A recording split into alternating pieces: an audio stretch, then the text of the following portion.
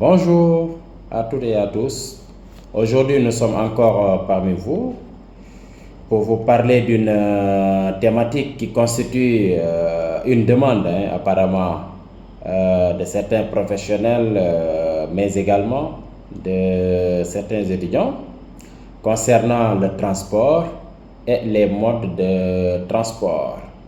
Donc, très rapidement, pour ce qui est du transport, pour un petit rappel encore une fois, c'est le déplacement des personnes, n'est-ce pas, et l'acheminement en même temps des marchandises d'un point de départ à un point d'arrivée, moyennant ce que l'on appelle ici une contrepartie financière.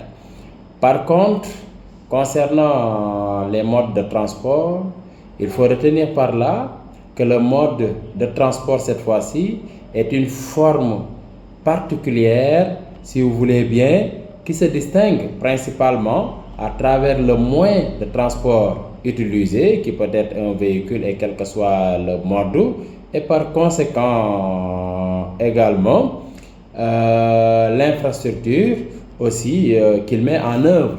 Donc là, ce sont les deux éléments qui vont essayer de caractériser le mode de transport. C'est d'abord le véhicule utilisé, c'est ensuite l'infrastructure qu'il met en œuvre. Et à partir de là aussi, par rapport aux différents modes de transport, on peut retenir une distinction du point de vue conventionnel.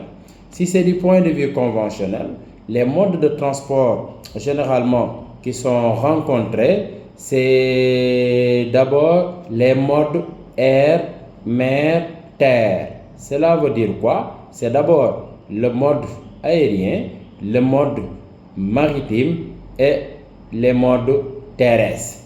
Et c'est sur les modes terrestres cette fois-ci qui vont être subdivisés encore une fois en mode routier, en mode ferroviaire et en mode fluvial.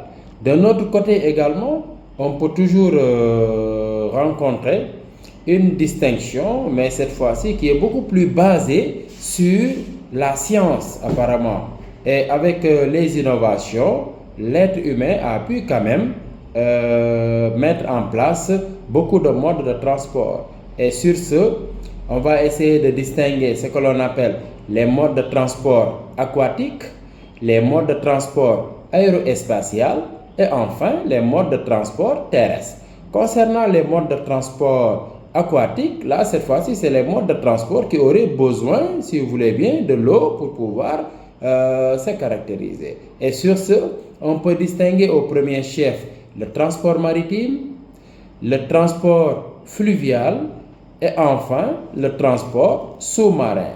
Concernant le transport aérospatial, cette fois-ci, il va être constitué dans un premier temps du transport aérien, du transport spatial lui-même et enfin du transport par câble.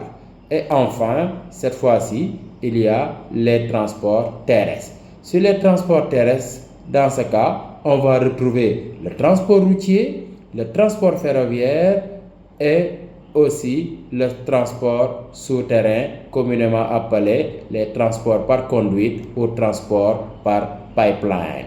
Donc c'était aujourd'hui la matinale de El Hadji Lamine. On se donne rendez-vous la prochaine fois, Inch'Allah, si vous le voulez bien.